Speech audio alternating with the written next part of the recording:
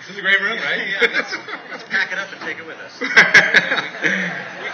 pack this room up in 10 minutes.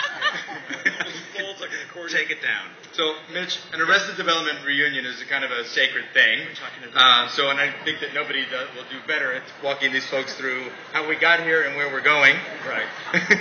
So, I would love to turn this over to Mitch. That's good. Oh, that's really nice. Well, we're so happy to be here and so happy to be with Netflix by mail. It's just by mail, right? We're streaming. We're streaming now, yeah. Oh, this is streaming, yes. So that means you need them all. You need them all right away. We don't have that 2-day lag. No, we got to get them done.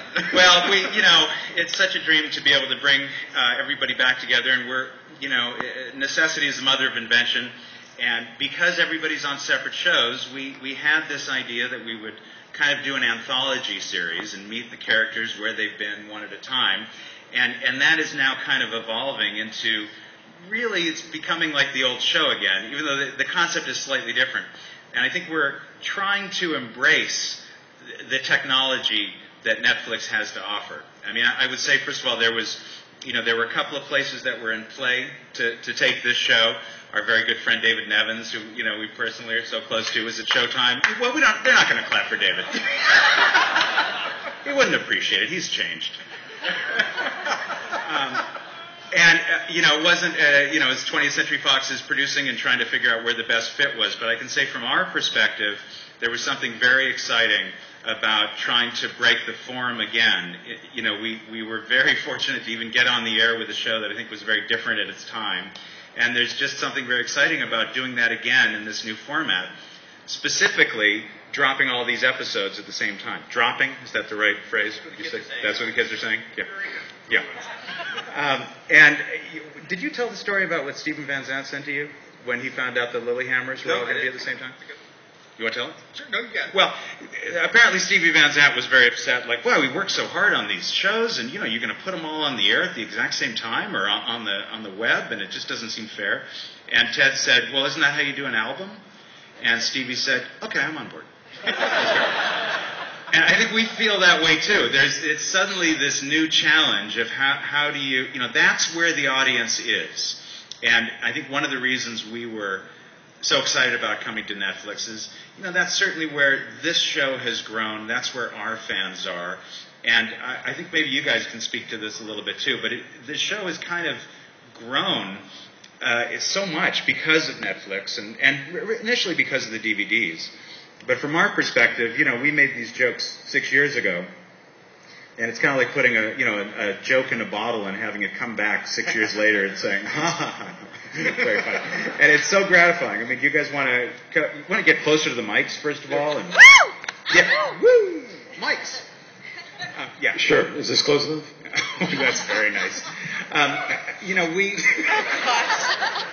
wouldn't get so close to the audience. Get close to the mic. I think we all had this common experience of... Let's help Mitch out. Yeah, thanks so much. I'm as surprised as anybody that we're going to get the Running Wild cast and crew together. It was a side deal. And to do a claymation version seems... I know it's cutting corners. I don't know what that is, but it sounds really interesting. Well, every episode's going to come with a Running Wild short. No, what we're actually finding as we're breaking these stories and we're going through all this is that we're embracing the fact that these episodes are being aired, so to speak, at the same time, and it's changing our storytelling. There was an interesting thing. The first year of the show, we had a lot of secrets that we were planting in the storytelling, and the audience didn't know it. So if we had a blind character, it was a bit of a surprise that the character turned out not to be blind. The second season of the show, anybody who had any disability, everyone just assumed they were faking. So we had a pregnant character who turned out not to be pregnant, but she actually was pregnant, but she wasn't pregnant. But then at the end, she got pregnant. The third season, we got even more complex because then we were starting to tell a story of somebody that Jason Bateman was dating, and then that person turned out to be a spy. But then you realized all these episodes have been about him dating somebody who's developmentally disabled. You just couldn't tell because of the British accent. She seems so smart.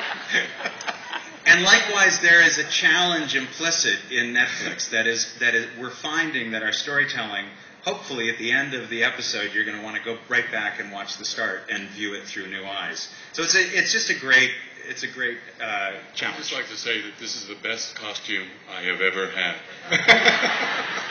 It's a one-zip, and it's roomy, and I just want to thank you so much. We didn't find it again. That's nice. We got it. Well, it's cheap.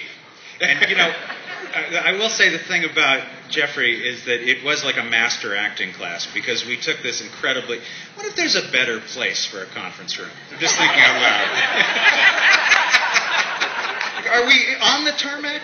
We're near the tarmac. It makes it easier to get out of here, I guess. But Jeffrey, this consummate actor, we put him in a set where even the table was bolted down. No props, no wardrobe, other than this. And we just went to town. And you gave you 2 characters. We gave you 2 characters. That's right. But you... And 1 salary. Jessica, do you...